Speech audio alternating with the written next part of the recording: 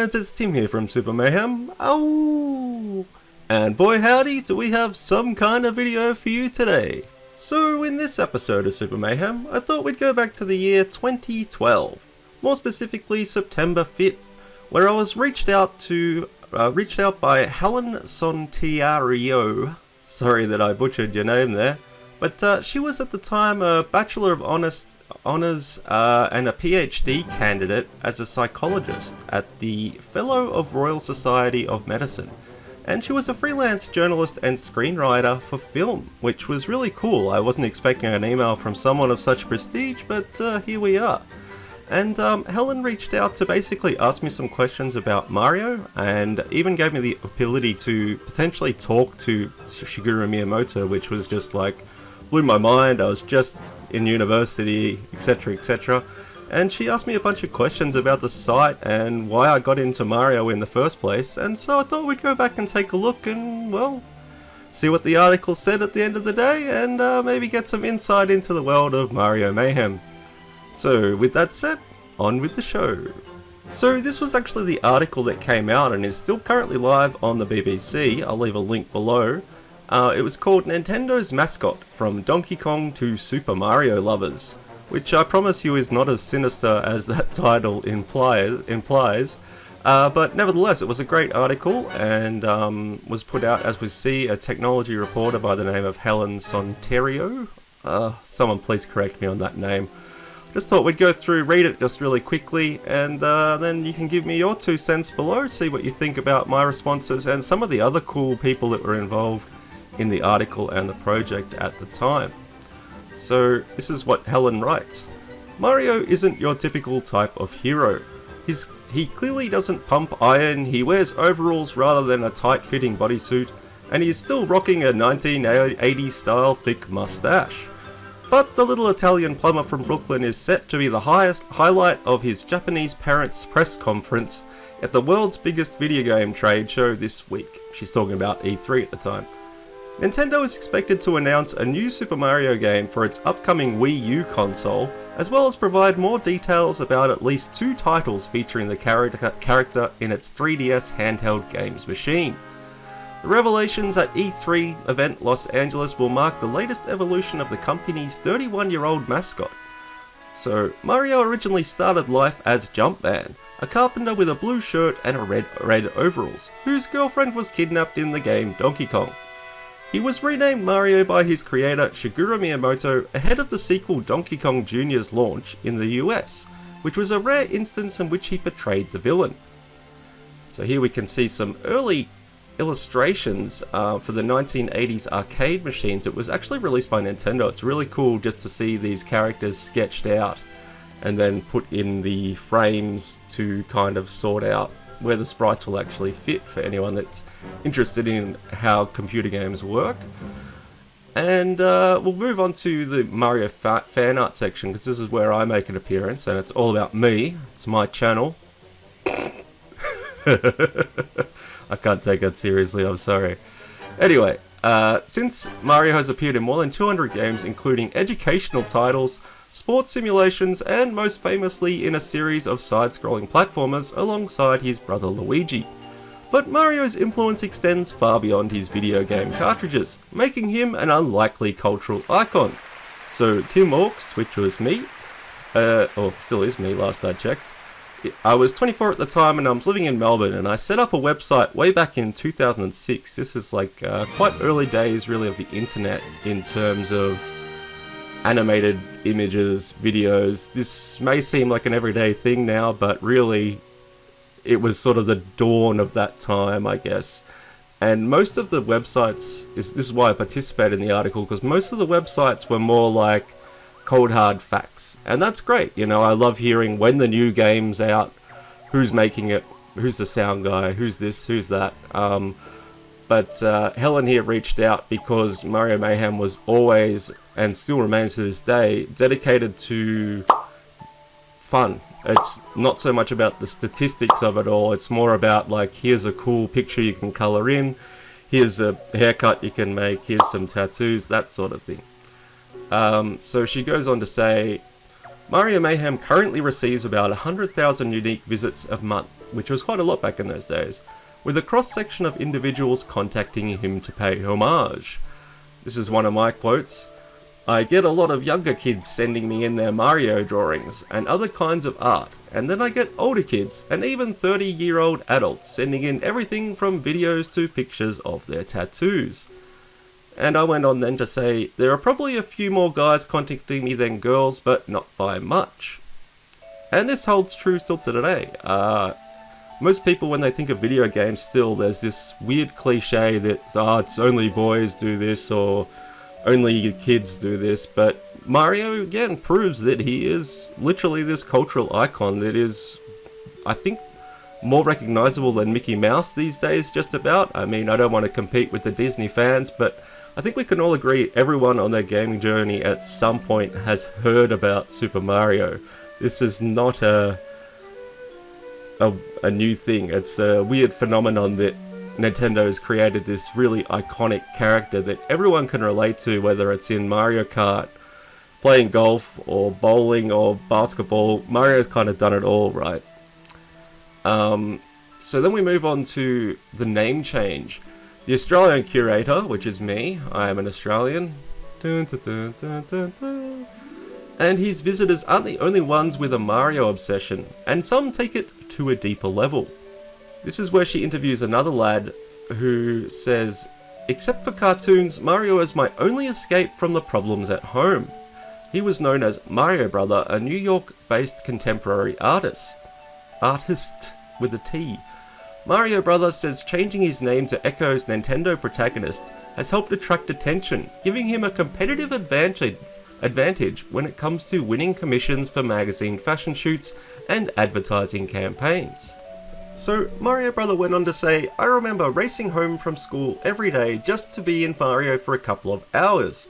Mario Bros was my first experience with the digital electronic world, so I chose Mario Brother as a name to represent how far technology has come in the last 20 years. The character has also been influential to one of the men behind another video game hit series, which is quoted by Peter Vesterbacher. Wow, it's a name. Mario is a great character, or a mighty eagle at Angry Birds developer studio Rovio. But it's not just about him, it's the whole world that Nintendo has built, with the other great characters and the stories told through its games. Like Angry Birds, it's a game that both kids and parents can enjoy, and a great example of how games can connect with generations, something that is more true than ever, I think, these days. We'll skip through a couple of these things. Blockbuster's Mario original design was actually the result of technical limitations. I think most of us know this. He was given a big nose and a mustache because early in video games graphics he was limited to blocky pixels. He has a hat as Mr. Miyamoto was not a fan of drawing hair, and the colours red and blue were selected to help him stand out from the background.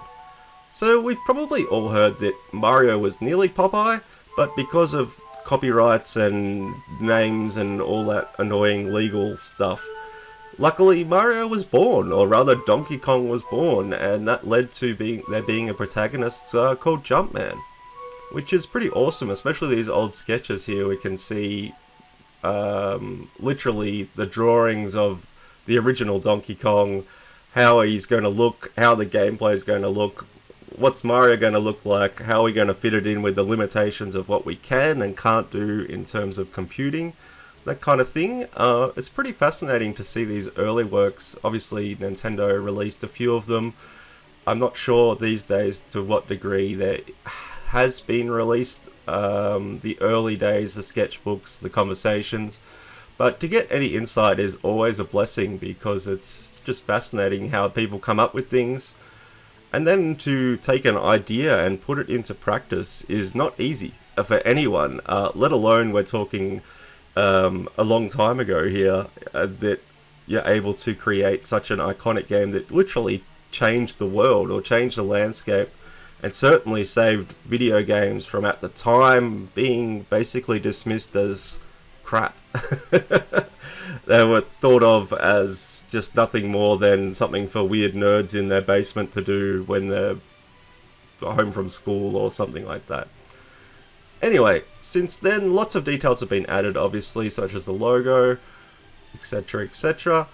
As far as things go, there isn't a lot of depth to him, says Professor Jose Zagel, a game designer and academic at DePaul University, Chicago. He's defined by a few traits and characteristics. Italian-American, a bit tubby, sports a mustache, and is cheerful and brave. That's about it, really. Not sure if I agree completely with that, but he's on the right path, definitely. These days he's definitely become more of a multi-layered kind of character. But it's true, you have to start somewhere with anything in life. Doesn't matter if you're making video games or video content or drawing or whatever, you have to start. That's the hardest part for anyone doing anything. Once you get started, you're alright, but if you look at the whole mountain before you started climbing it, it seems pretty insurmountable.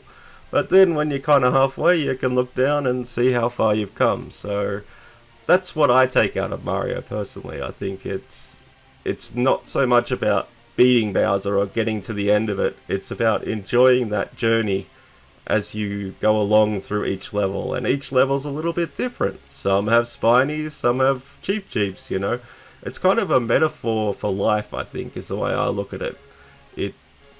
There's always going to be challenges, and people focus often too hard on, say, speedrunning life. You have to do everything within the shortest amount of time, which is great if you want to have a lot of experiences really quickly. But life is a long game, right? Or hopefully. And you have to pace yourself. You don't want to burn yourself out too quickly. And the fact that Mario's still going, still playing games, he's kind of, even if he is a little bit out of shape and short, he's still dunking dunks on the biggest basketball players and all that sort of thing. So the article goes on to talk a little bit about how Super Mario has sort of been the benchmark for all platforming games, which is pretty true.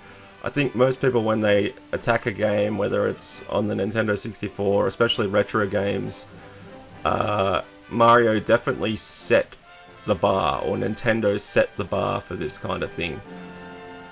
The controllers were always tight, the jumping response time, the way he jumped, the items, all of that was really groundbreaking. It wasn't just like thrown together as some kind of money grab or to deceive people, which we see quite often happening now, especially in the mobile game market.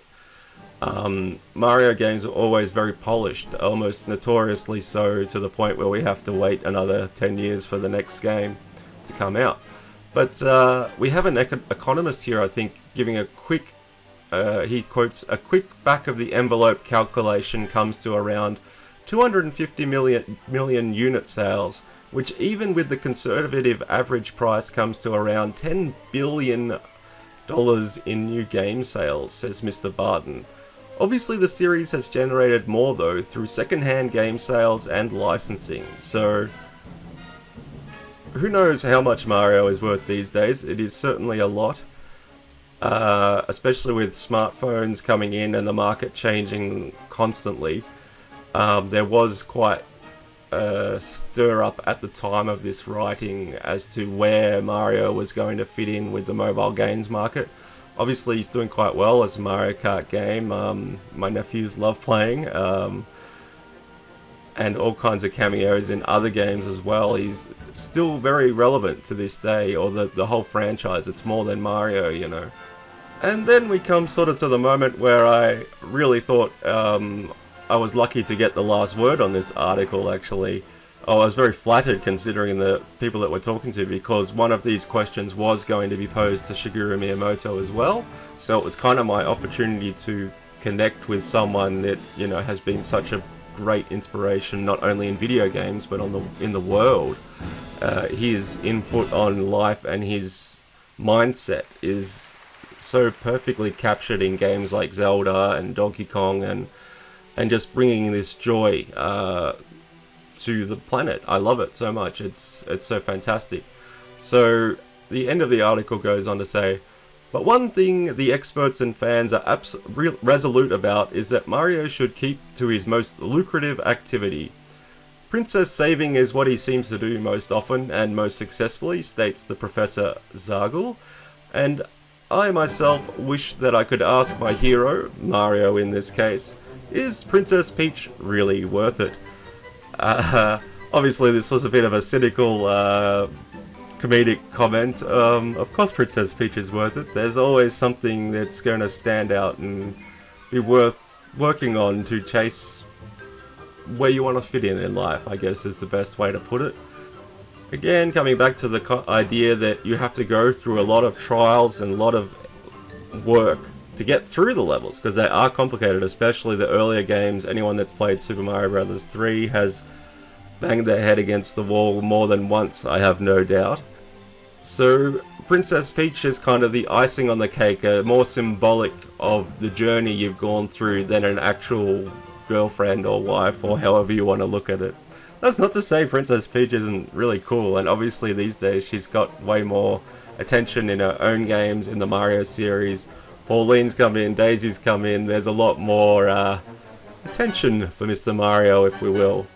Anyway, my friends, that's it for today. I do hope you enjoyed this little trip down memory lane, for me at least. It was very exciting at the time to be interviewed by the BBC, which obviously still to this day has a very high impact on society, and I was so appreciative that Helen reached out to me as well. It was quite amazing. We're talking old Hotmail MSN days here, you know, 2012 was a long time ago, and sometimes you forget how far you've come, but it's exciting to look back as well. So let me know your thoughts on this. I'll leave a link to the article below if you're interested in reading it on your own time. Until then, I hope you guys are good, have fun, keep out of trouble, and keep on gaming, keep on mayheming. You know, we've been here for a long time, hopefully we're not going anywhere soon. So with all that said, I'll catch you soon, my friends. Ow!